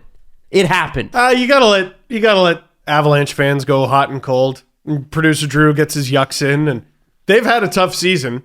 You know. Yeah, so, Kadri's been the bright light, and frankly, but I would say that like they should have won last year. They should have gone to the conference final last year. Yeah, but then you say to him like, "How you feeling in April?" And he's like, "Shut up." Yeah. How you feel about those jersey number colors and those helmets? How do you feel about that? Oh, they unanimously. I'm not going to dig into them for that. They all hate it. They all hate it. That's enough. Joe Sakic. Great. Put it back. Great EASHL team. What is the current Colorado Avalanche? Oh, they do look like that, don't they? Yeah. There's just something a little off. Yes. Yeah. Final question. This is for Adam. Uh-oh. It's from somebody named G20. Can I leave? Sure. Steve's like, this isn't about me. I'm out. Me. From G20 Summit. Okay. Question for Adam. The Chris Johnson Show is now 1 for 18 at staying within 5 minutes of their 30-minute time limit. Uh-huh. How does it feel to have Chris Johnson as your daddy? I thought that was very funny. Well, for me, I mean, listen, like I told you, this is our 9th season, 8th season? What are we at? We started in 13, but we started 14, was it the 14-15 season? I'm figuring it out. We've done this for a long time, is my point. And Chris is a busy man, and Julian's a busy man. Julian has 14 million podcasts. Like in fact, I heard a stat the other day. There are 3 million podcasts on Spotify. Julian is on 2,350,000 of them. And so both of them work extremely hard. And as I've said before, don't burn yourselves out in October, November, because when it gets difficult is February. And remember, we've got the Olympic stretch in there, and then we got to bullshit our way through an All-Star game, which we're all going to pretend to like after the Olympics. Nobody's going to like the All-Star game. The Olympics are going to be amazing, and there's going to be 2 weeks of just whack. If they go. If they go. They're going to go. And then it'll be the All-Star game where we're all going to be like, fart. We got to pretend to like the All-Star game, fart. I don't even know where it is. I don't either. I don't care. And I've never really cared about the All-Star game, though. It's nice for people locally, but like I don't care. And so... and then we're going probably until mid-July next year. That's when free agency is supposed to be. On the early side of mid, yes. So it's like July 7th. No, free agency is like July 15th. Pretty sure. Is it? I'm maybe thinking of the last day the Stanley Cup can be won. Okay, yeah, that's probably it. Hey, the All-Star Game's in Vegas. Oh, okay, that'll be That's fun. pretty damn That'll cool. be That's fun. pretty cool. Yeah. But all I'm saying is, On second thought, oh yeah, we talked about this. Chris could be my daddy as long as Chris wants to be my daddy. I'm happy to have Chris do this, but it's a lot. And No. it's going to be a lot. Adam is a frequent listener of the Chris Johnston Show. I'm here to tell you, shut up. Just shut up. Let them do the thing. It's a Covert daddy. big conversation, a topic of conversation on their show that they're more than 30 minutes. It's a lot of fun. Then every time they find a way to take a dig at Adam. Oh, and the reason we don't have the bell anymore, I think, is because of me. Because I messaged Jesse. I was like, that bell scared the shit out of me. I didn't know it was coming.